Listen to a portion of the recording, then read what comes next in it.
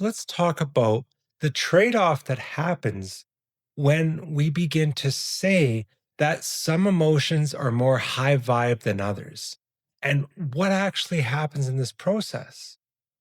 Because we see this discourse kind of preached in the spiritual realm, in the wellness community, in these manifestation communities over and over again that your vibe is attracting your manifestations, that if they're not coming, it's because you're not raising your vibration. You need to stay positive. You need to stay in a high vibrational state. That these manifestations, that this money, that this relationship, that these dreams, they all are this high vibe. So we need to be in that high vibe in order to match it.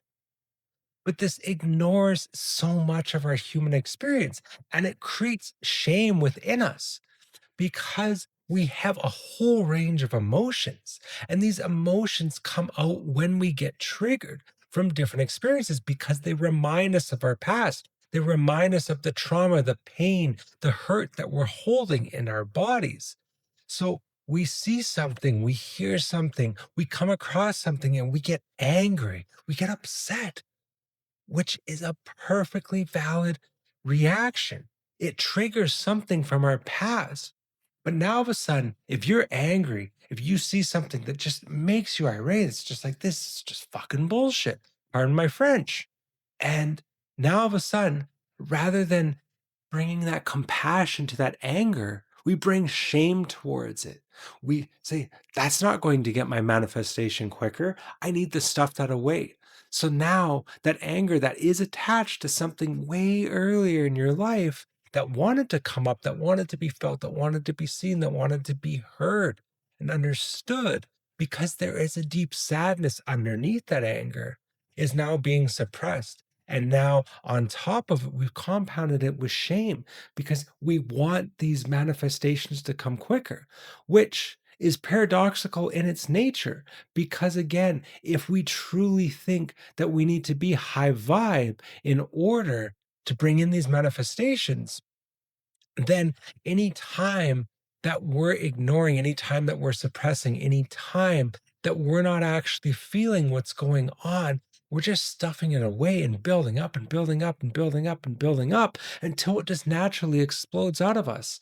So, this is where it's so important to begin to feel that range of emotions that we have as human beings, that entire spectrum.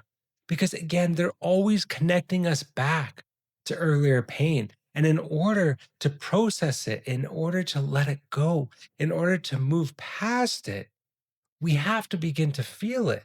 We have to start shifting in to that felt sense in our body where we can have that compassion, where we can have that acceptance of rather than having shame because this lower vibrational emotion has come up, we now have compassion.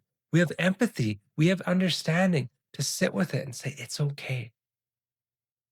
I'm sorry that they never listened to you when you're young. I'm sorry that this happened. I'm sorry that you had to go through this.